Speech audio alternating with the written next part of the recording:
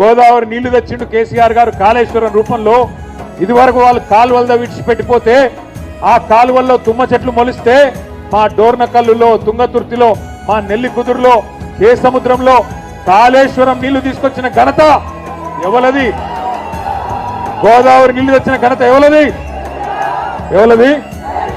కేసీఆర్ గారిది.